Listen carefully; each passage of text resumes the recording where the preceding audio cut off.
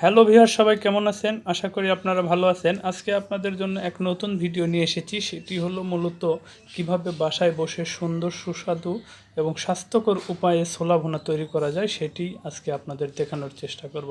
তো চলুন শুরুতে একটি ইন্ট্রো দেখে নেওয়া যাক।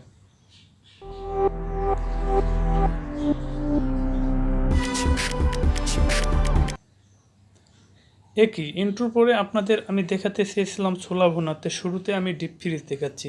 এটি অবাক হওয়ার কিছু নেই। আসলে এটি মূলত আমি ছোলা আমরা বাহিরে সংরক্ষণ করতে পারি না, সেটিতে পোকা লেগে যায়। তো এখানে আমি ডিপ ফ্রিজ থেকে ছোলাটি দেখানোর মূল উদ্দেশ্য হলো ছোলাটি আমি ডিপ ফ্রিজে সংরক্ষণ করেছি। এভাবে আপনারা যদি সংরক্ষণ করেন তাহলে মাসের পর মাস আপনারা সংরক্ষণ করতে হয়। তো চলুন, একটা টিপস যেহেতু দেখা হয়ে গেল, এখন আমরা রান্নার পর্বে চলে যাই। রান্নার শুরুতেই দেখেন এখানে আমি পাত্রে কিছু ছোলা নিলাম। আমি ছোলা নিয়েছি এখানে প্রায় 400 গ্রামের মতো। এরপরে এটি আমি পানি দিয়ে নিচ্ছি। পানি দিয়ে এটি আমি 5 থেকে 6 ঘন্টা রাখবো। তো তাহলে রান্না শুরুর 5 থেকে 6 ঘন্টা পূর্বে আপনাদের কাজ শুরু করতে হবে এবং ছোলাটি ভিজিয়ে রাখতে হবে। 5 থেকে 6 ঘন্টা ভিজিয়ে রাখার পরে ছোলাটি মূলত এরকম হবে।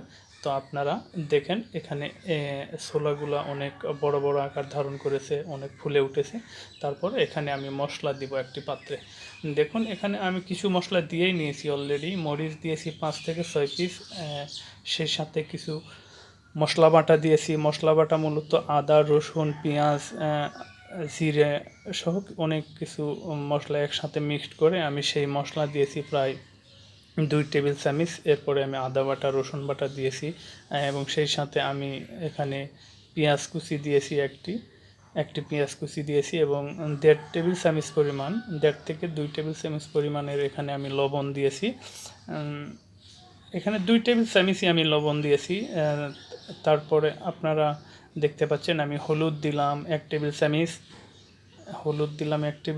আপনারা এরপরে আমি দিব মূলত কয়েকটা আস্ত জিরা কয়েক টুকরো, এই যে কয়েক টুকরো আস্ত জিরা দিলাম এবং এরপরে আমি তেল দিয়ে এটিকে ভালো করে নাড়েচাড়ে আমি সুন্দর করে মিক্সড করব। এখানে লক্ষণীয় বিষয় যে প্রত্যেকটা জিনিস যাতে প্রত্যেকটা জিনিসের সাথে সুন্দরভাবে মিক্সড হয়।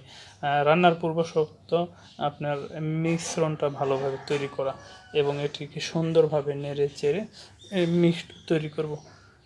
আমি এখানে চামচ ইউজ করেছি, আপনারা চাইলে হাত দিয়ে ইউজ করতে পারেন। এটি আমি দেখানোর সুবিধার্থে মূলত আমি চামচ ইউজ করেছি। দেখুন এইভাবে আপনারা এটি মিশ্রণটিকে মিক্সড করে নেবেন। দেখুন, তো এই ছিল এর মিশ্রণ প্রক্রিয়াটা। এরপরে আমি পানি দিব। পানির পরিমাণটা মূলত ছোলার পরিমাণ এবং পানির পরিমাণ সমপরিমাণ। দেখুন, তাহলে আপনাদের এইভাবে দিয়ে আপনারা চুলায় রেখে দিবেন যতক্ষণ পর্যন্ত সিদ্ধ না হবে, ঠিক ওই পরিমাণ সময় রেখে দিবেন এবং মাঝে মধ্যে দেখবেন ঢেকে দিয়ে নেড়ে ছেড়ে দিবেন। দেওয়ার পরে এটি মূলত রান্নার প্রাথমিক পর্যায়ে শেষ এবং দ্বিতীয় পর্যায়ে, যেহেতু আমরা এটি বাসায় রান্না করব, সুতরাং এখানে দেখুন আমি চুলা থেকে নামাই একটা পাত্রে নিয়েছি এবং যেই পাত্রে আমি নিয়েছি সেটি পরিষ্কার করে ওটাতে আমি মূলত একটা বাগার দিব। বাগার দেওয়ার জন্য আমি সামান্য পরিমাণ একটু পরিমাণ মতো আর কি একটু তেল দিলাম।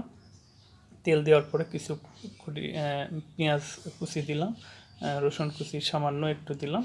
এটার পরিমাণ আমি আর ওইরকম বলতেছি না, কারণ আপনারা দেখে বুঝতে পারতেছেন। নেওয়ার পরে এটি মূলত বাগার দিব।